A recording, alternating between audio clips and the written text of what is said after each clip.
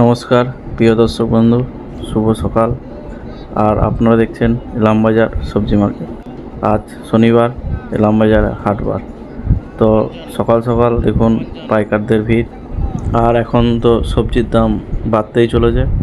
চলুন বেশি দেরি না করে আজকে সমস্ত সবজির পাইকারি দাম জেনে নিই। আর একটা বিশেষ ঘোষণা, আমার এই চ্যানেলে প্রতিদিনের সবজির পাইকারি দাম সম্পর্কে আলোচনা করা হয়। কুমড়ো 12 টাকা কিলো। এটা হুগলি সাইড থেকে এসেছে, হুগলি সাইড। দেখুন কুমড়োগুলো 12 টাকা কিলো। পেঁপে 18 টাকা কিলো। কিছুদিন আগে 10-12 টাকা বিক্রি হচ্ছিলো, এখন 18 টাকা কিলো।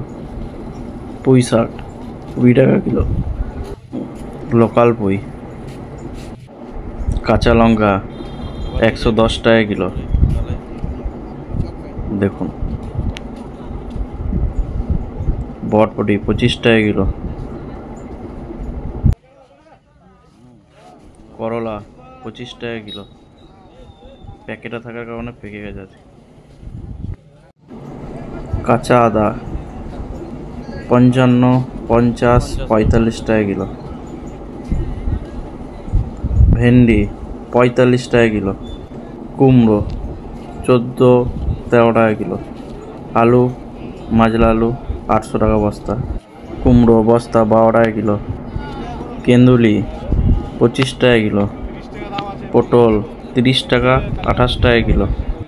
এই পটলই 5-6 দিন আগে 20 টাকা, 22 টাকা কিলো ছিল। শুধুমাত্র বৃষ্টির কারণে সবজির দাম বাড়তেই চলেছে। ফুলকপি 10 টাকা পিস। বেগুন 50 টাকা কিলো। ঘি করলা 60 টাকা কিলো। ওটা 5-6 দিন ধরেই 60 টাকায় আছে। দেখুন একই দাম বলে হাসছে দাদাটা। ভেন্ডি 50 টাকা কিলো টাটকা। মূলো 35 টাকা কিলো।